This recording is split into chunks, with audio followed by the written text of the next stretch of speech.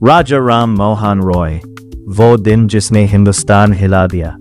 एक ऐसा दिन जब पूरे हिंदुस्तान में आग जल रही थी, लेकिन वो आग सिर्फ चिताओं की नहीं थी। वो आग थी डर की, अंधविश्वास की और इंसानियत के अंत की। और उसी आग के सामने एक आदमी अकेला खड़ा था। नाम था राजा राम मोहन रॉय। अंधविश्वास का दौर, साल 1800 के आसपास।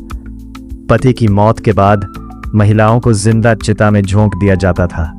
इसे सती प्रथा कहा जाता था। लोग इसे परंपरा मानते थे, लेकिन राजा राम मोहन राय के लिए यह इंसानियत के खिलाफ सबसे बड़ा अपराध था। विद्रोह की शुरुआत, उन्होंने खुलकर विरोध शुरू किया। सभाओं में भाषण दिए, लेख लिखे और लोगों से पूछा, क्या किसी निर्दोष की जान लेना धर्म हो सकता है। उनकी आवाज धीरे धीरे पूरे भारत में फैलने लगी। लेकिन जितने समर्थक बढ़े, उतने ही दुश्मन भी। समाज से टकराव, कट्टरपंथी लोग उनके खिलाफ हो गए। उन्हें धमकियां दी गईं। कहा गया, अगर तुम नहीं रुके तो तुम्हें खत्म कर दिया जाएगा। लेकिन राजा राम मोहन राय नहीं डरे।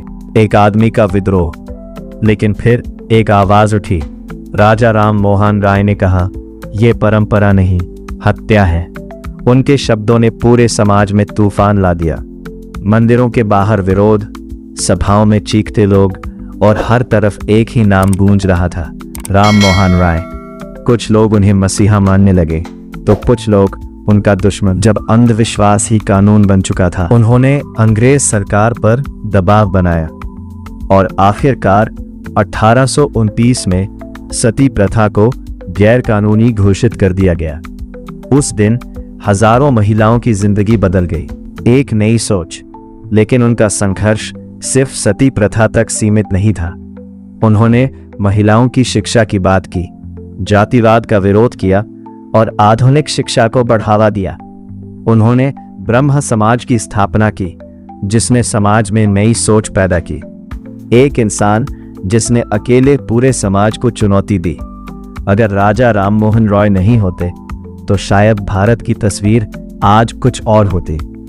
उन्होंने सिर्फ इतिहास नहीं बदला, उन्होंने इंसानियत को नई जिंदगी दी।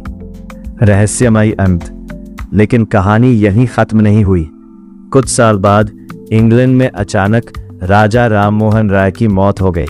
सरकारी रिकॉर्ड ने इसे बीमारी बताया, लेकिन कई लोग आज भी मानते हैं कि यह सिर्फ एक हादसा नहीं था। क्या उनकी आवाज कुछ लोगों को इतनी खतरनाक लगने लगी थी कि उन्हें हमेशा के लिए चुप करा दिया गया।